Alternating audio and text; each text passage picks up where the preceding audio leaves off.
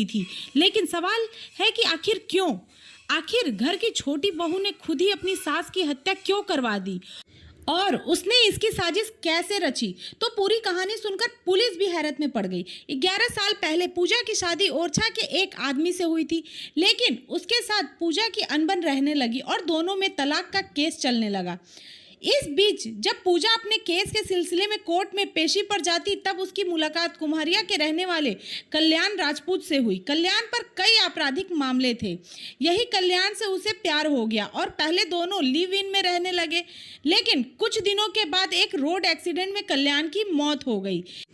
इसके बाद कल्याण के पिता अजय राजपूत और उसके बड़े भाई संतोष ने पूजा को अपने घर में जगह दी और उसकी तब पहली बार अपने ससुराल में एंट्री हुई।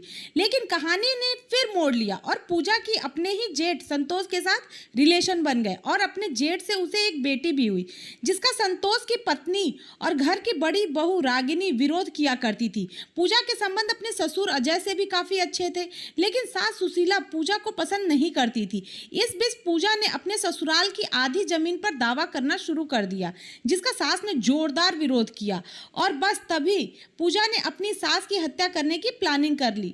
पूजा पहले तो अपने मायके गई और वहां उसने अपनी बहन कामिनी और उसके बॉयफ्रेंड से बात की। दोनों को सुशीला के कत्ल की सुपारी दे दी और कहा कि कत्ल के बाद उसे ससुराल से जो 8 बीघा जमीन मिलेगी उसे बेचकर वो आधी रकम दोनों को दे देगी और बस इसी के बाद दोनों सुशीला की हत्या करने पर राजी हो गए। लेकिन अगर घर के सारे लोग होते तो सुशीला की हत्या करना संभव नहीं होता।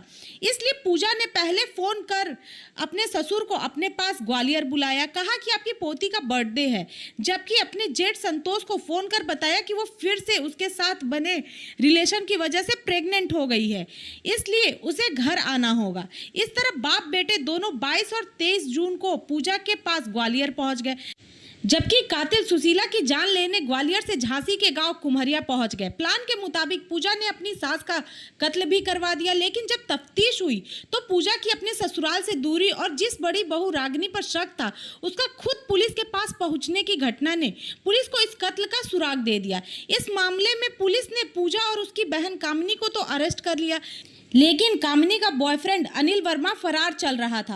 आखिरकार पुलिस ने उसे झांसी के ही बघेरा इलाके में मंगलवार की रात को घेर लिया और एक एनकाउंटर के बाद उसे भी गिरफ्तार कर लिया गया।